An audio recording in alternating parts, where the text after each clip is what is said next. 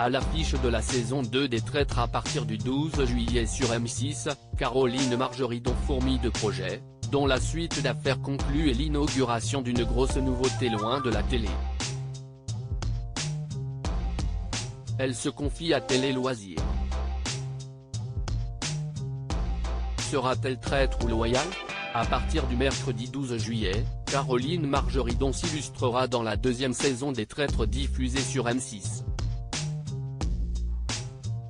L'antiquaire de 56 ans devra faire face aux accusations de ses 17 autres camarades pour espérer gagner le jeu et reverser une somme importante à l'association qu'elle défend.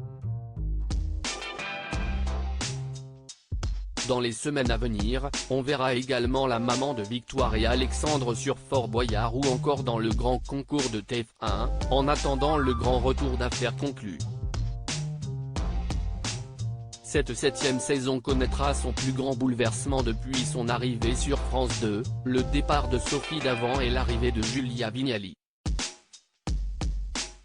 Affaire conclue, Caroline Margeridon se livre sur son avenir dans l'émission Sans Sophie Davant sur France 2. Face à cette secousse, le nom de Caroline Margeridon a été annoncé pour récupérer le rôle de Sophie Davant à la tête d'Affaires conclues. Finalement, il ne sera rien. Pire, la figure de proue du programme annonce à Télé Loisirs qu'elle a envisagé de quitter le navire. Sur le moment, je me suis dit que je n'avais plus rien à y faire. J'ai un peu pensé à partir, je l'avoue. Et si est-ce drôle parce que 4 ou 5 mois avant, tous les producteurs m'appelaient. Mais je ne voulais pas partir. Avec l'équipe de production, on forme une famille. Quand un élément phare s'en va, ça déstabilise l'ensemble. Imaginez que je m'en aille en même temps que Sophie, ce serait la catastrophe, nous affirme l'antiquaire qui sera donc bien là à la rentrée dans l'émission, dont les tournages reprennent à partir du jeudi 24 août. Caroline Margeridon annonce l'ouverture de sa chaîne YouTube pour la rentrée. Loin des plateaux de télévision, Caroline Margeridon compte aussi marquer la rentrée. Récemment, elle a fait l'acquisition de locaux à Levallois-Perret, Hauts-de-Seine, où elle fera construire son propre studio.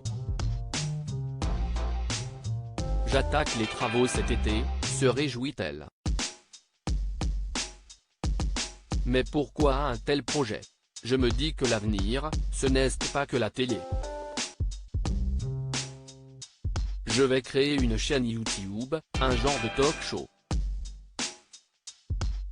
Je vais constituer une équipe de récurrents.